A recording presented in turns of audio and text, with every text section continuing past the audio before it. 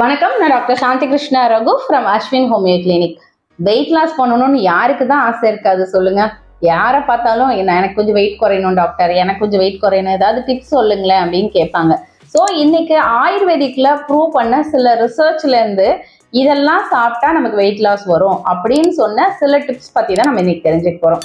ஆயுர்வேதிக்ல என்ன சொல்றாங்கன்னா, ஹாட் வாட்டர்ல லெமன் ஸ்குவீஸ் பண்ணி மார்னிங் எம்டி ஸ்டமக்ல நம்ம குடிச்சிட்டு வந்தோம் அப்படின்னு சொன்னா நமக்கு அது தேவையில்லாத நம்ம உடம்புல அடிப்போஸ் டிஷ்யூல சேவ் ஆயிருக்க கொழுப்புகளையும் சரி, ஆர்கன்ஸ்ல இருக்க விசரல் ஃபேட்னு சொல்லுவோம். இப்போ ஹார்ட்னா ஹார்ட் மேல கொழுப்பு படிஞ்சிருக்குது, லிவர்னா லிவர் மேல கொழுப்பு படிஞ்சிருக்கு.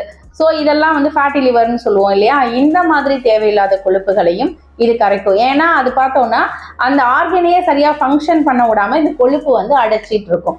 ஸோ அந்த கொழுப்புகளை கரைக்கிறதுக்கும் இது ஹெல்ப் பண்ணுது அப்படின்னு சொல்றாங்க.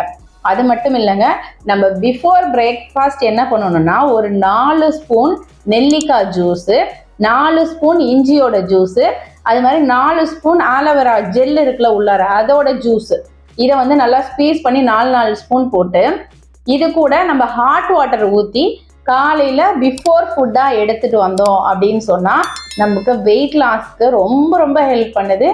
வெயிட் லாஸ் மட்டும் இல்லாமல் நான் முன்னாடி சொன்ன மாதிரி தேவையில்லாத ஆர்கன்ஸ் மேலே படிஞ்சிருக்க கெட்ட கொழுப்புகளை கரைச்சி இருதய நோய்கள் வராமலும் ஸ்ட்ரோக் வராமலும் நம்மளை பாதுகாக்கிறதுக்கு ரொம்பவுமே ஹெல்ப் பண்ணுது.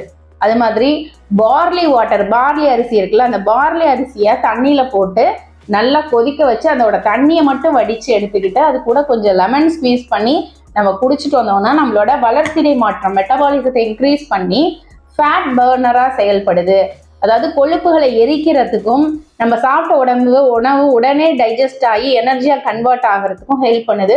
ஸோ அது மூலமாக இந்த பார்லி வாட்டர் தேவையில்லாத கழிவுகள்லாம் உடம்புல இருந்து நீக்கிட்டு தேவையில்லாத கொழுப்புகள்லாம் நீக்கிட்டு நமக்கு வெயிட் லாஸ் பண்ண ஹெல்ப் பண்ணுது அப்படின்றத கண்டுபிடிச்சிருக்காங்க. அது மாதிரி காய்கறிகள்ல ப்ராக்கோலி, கேபேஜ் அதெல்லாம் வந்து நமக்கு வந்து ஃபைபர்ஸ் வந்து ரொம்ப ரொம்ப அதிகமாக இருக்கிறது, மினரல்ஸ் நிறையா இருக்குது, விட்டமின்ஸ் நிறையா இருக்குது.